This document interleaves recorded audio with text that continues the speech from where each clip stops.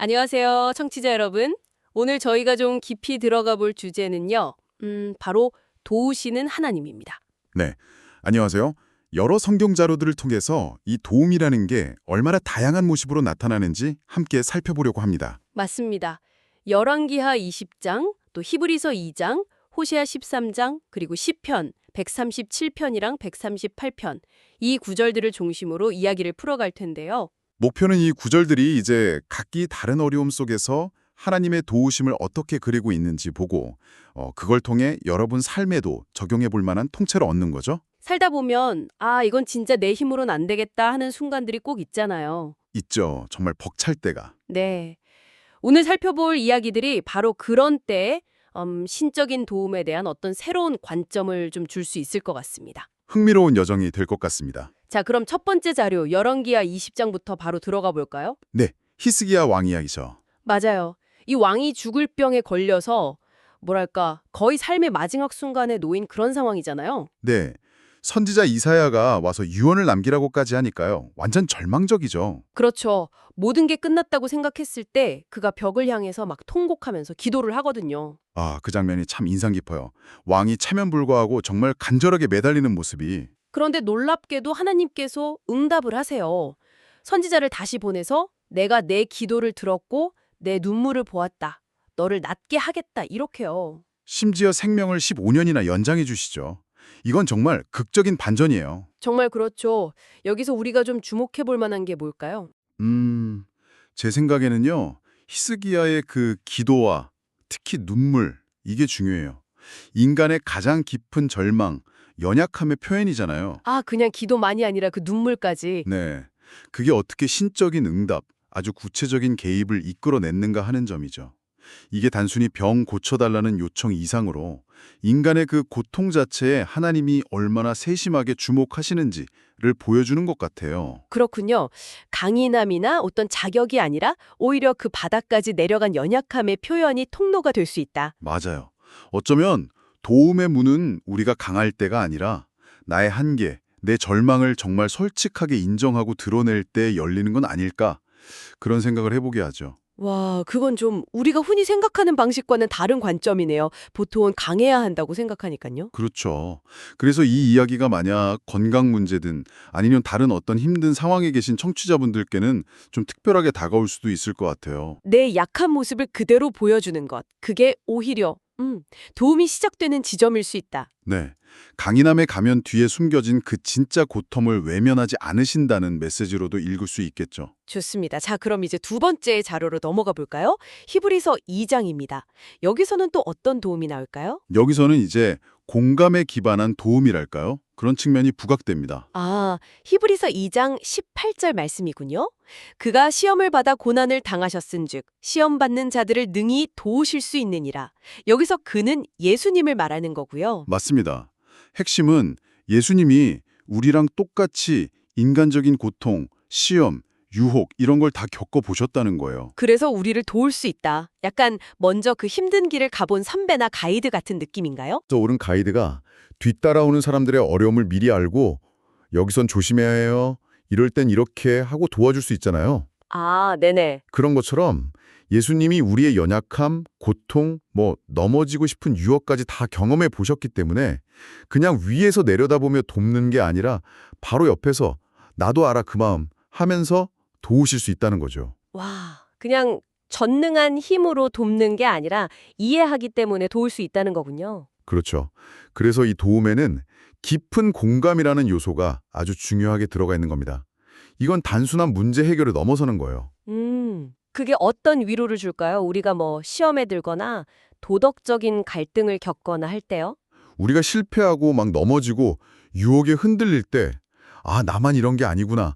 내 이 복잡하고 지저분한 마음을 아시는구나 하는 그런 깊은 위로와 연결될 수 있죠. 혼자가 아니라는 느낌. 네, 맞아요. 나를 아신다는 느낌이 정말 클 것 같아요. 외로움을 덜어주는 효과도 있겠네요. 바로 그 지점입니다. 그리고 더 나아가서 우리가 뭐 잘나거나 완벽해서 도움을 받는 게 아니라는 거예요. 오히려, 네, 오히려 우리의 그 연약함, 실패 가능성까지도 신적인 존재가 직접 겪고 공유했기 때문에 도리어 도움을 받을 수 있다는 거죠. 어떻게 보면 좀 역설적이죠. 그러네요. 자격이 있어서가 아니라 연약함을 공유했기 때문에. 와, 그러니까 혹시 청취자분들 중에 나는 너무 부족해, 자꾸 실수해 하면서 자책하고 계신 분이 있다면 이 구절은 괜찮다. 너의 그 모습까지도 다 이해받고 도움받을 수 있다는 메시지로 다가갈 수 있을 겁니다. 정말 힘이 되는 관점입니다. 자, 그럼 이번에는 분위기를 좀 바꿔서요. 호세아 13장으로 가보겠습니다.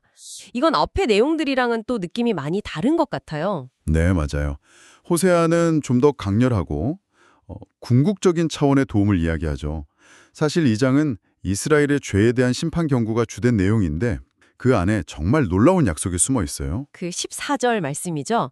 내가 그들을 소홀의 권세에서 속량하며 사망에서 구속하리니 여기서 소홀이라는 단어가 나오네요. 네, 이 소홀이 보통 구약에서는 무덤 혹은 죽은 자들이 가는 지하세계, 더 나아가서는 죽음이라는 힘 자체를 상징하거든요. 그러니까 이게 그냥 뭐 병이 낫는다거나 어려움에서 건져주신다거나 하는 차원이 아니라 그렇죠.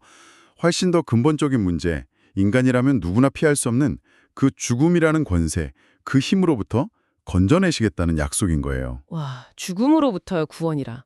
이건 스케일이 정말 우리가 보통 기대하는 도움과는 완전 다른데요. 네, 보통 우리가 바라는 도움은 당장의 문제 해결이잖아요.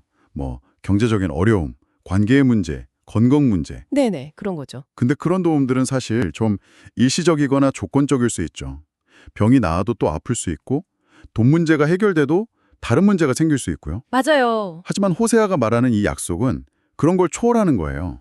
인간 존재의 가장 근본적인 한계이자 공포, 바로 죽음과 소멸이라는 그 실존적인 문제에 대한 궁극적인 해답을 제시하는 거죠. 죽음을 이기는 구원. 네.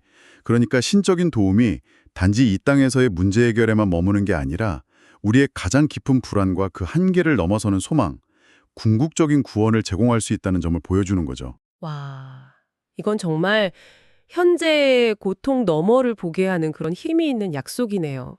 지금 당장 문제가 해결 안 되더라도 뭔가 더 큰 그림 안에서 희망을 가질 수 있게 하는. 그렇죠. 존재론적인 두려움에 대한 답변이라고 할까요? 네. 자, 그럼 이제 마지막 자료 시편으로 넘어가 보겠습니다. 시편 137편과 138편. 이 두 시는 분위기가 상당히 대조적이라고 하셨죠. 네, 아주 극명하게 대조됩니다. 137편은 그야말로 절망의 노래예요.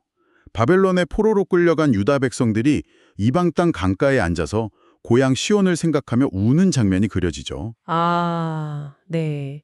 수금을 버드나무에 걸어놓고 차마 노래를 부를 수 없다고 하잖아요. 맞아요. 우리가 어찌 이방 땅에서 여호와의 노래를 부를까 하면서 절규하죠. 그들의 고통이 얼마나 깊었는지 정말 생생하게 느껴지는 시입니다. 그런데 바로 다음 시편 138편에서는 분위기가 완전히 바뀐다는 거죠. 네, 놀랍게도요. 138편의 시인, 전통적으로는 다윗으로 보는데 이 시인은 자기가 아주 극심한 환난 가운데 있다고 말하면서도 하나님을 찬양하고 감사를 드려요. 특히 그 7절 말씀, 내가 환난 중에 다닐지라도 주께서 나를 살아나게 하시고 주의 오른손이 나를 구원하시리이다. 이 구절이 참 인상 깊어요. 그렇죠. 여기서 살아나게 하시고라는 표현이 중요해요. 이게 단순히 혼란해서 짠 하고 꺼내주신다는 의미일 수도 있지만 아, 그게 다가 아닐 수도 있다. 네, 그 환란이라는 상황 속에서 여전히 생명력을 잃지 않도록 버티고 살아갈 수 있도록 붙들어 주신다는 의미로도 해석될 수 있어요. 아, 환란은 그대로 있는데 그 안에서 나를 살게 하시는 도움. 맞습니다. 이걸 저는 보존하시는 도움이라고 부르고 싶어요. 폭풍우를 멈춰주시는 것도 도움이지만 때로는 그 폭풍우 속에서 배가 침몰하지 않도록 붙잡아 주시고 계속 항해할 힘을 주시는 것, 그것도 정말 중요한 도움이죠. 그렇군요. 보존하시는 도움.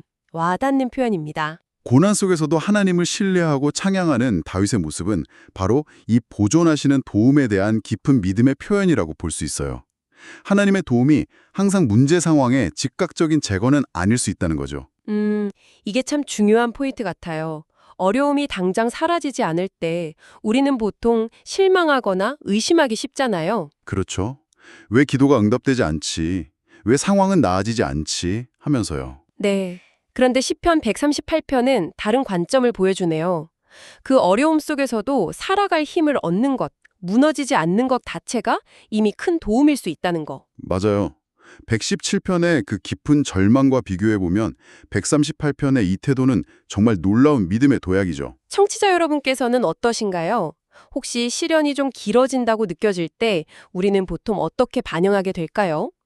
이 시편은 어쩌면 하나님의 도움이 인내심이나 어떤 회복 탄력성 아니면 그 힘든 상황 속에서도 감사할 이유를 찾아내는 그런 능력의 형태로 나타날 수도 있다는 것 같습니다. 네, 그렇습니다.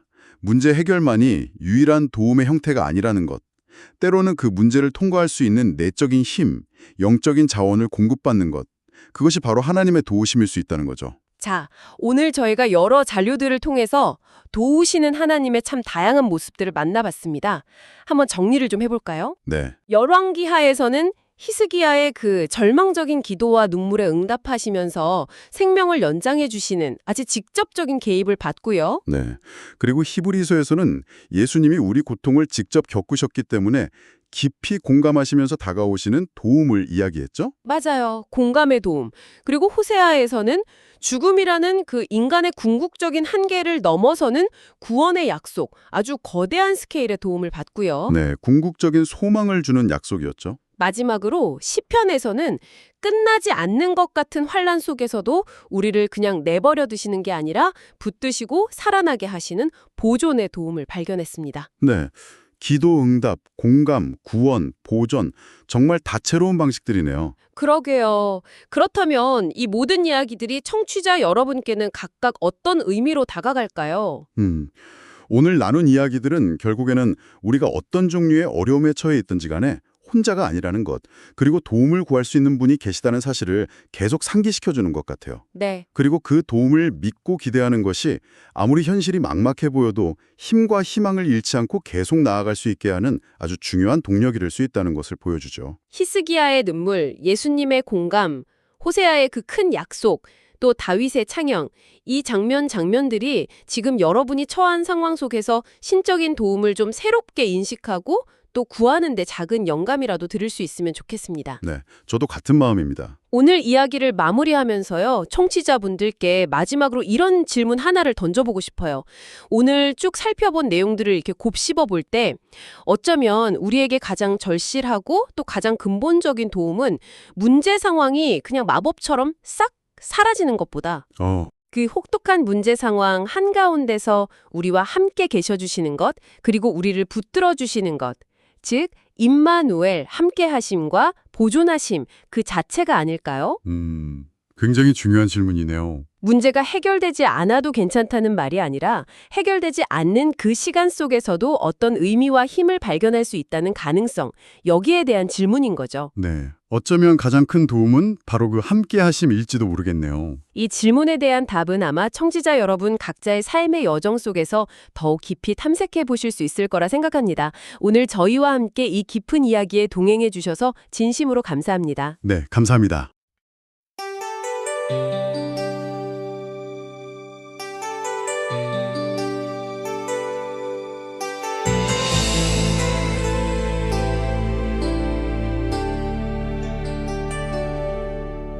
죽을 병에 걸려 절망했던 히스기야 눈물로 주님께 간절히 부르짖을 때 주님은 그의 기도를 들으시고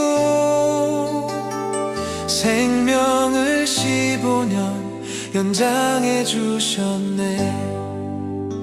도우시는 하나님 나의 피난처 시험받는 자들을 능히 도우시는 주 사망의 권세에서 나를 구속하시니 환난 중에 다닐지라도 살아나게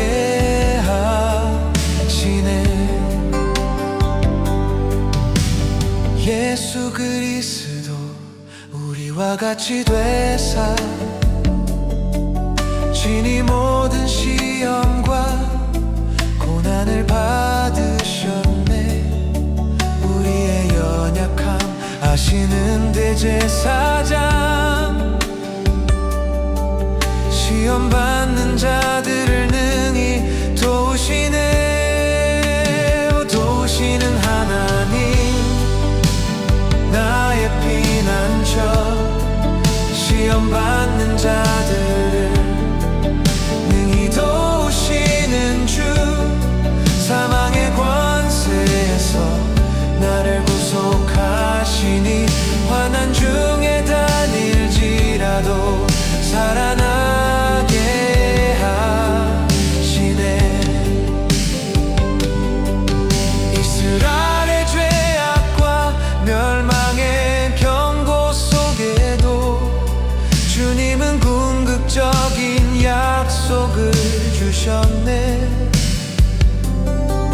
스올의 권세에서 속량하며 사망에서 구속하사 영원한 생명 주시네.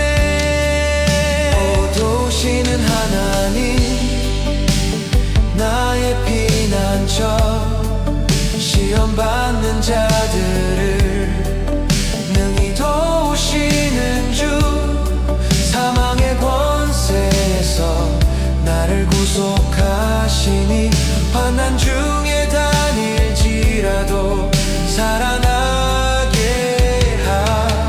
하시네. 바벨론 강가에서 슬픔에 잠겨도 환난 중에 다닐지라도 주님만 찬양하리. 주의 오른손이 나를 구원하시니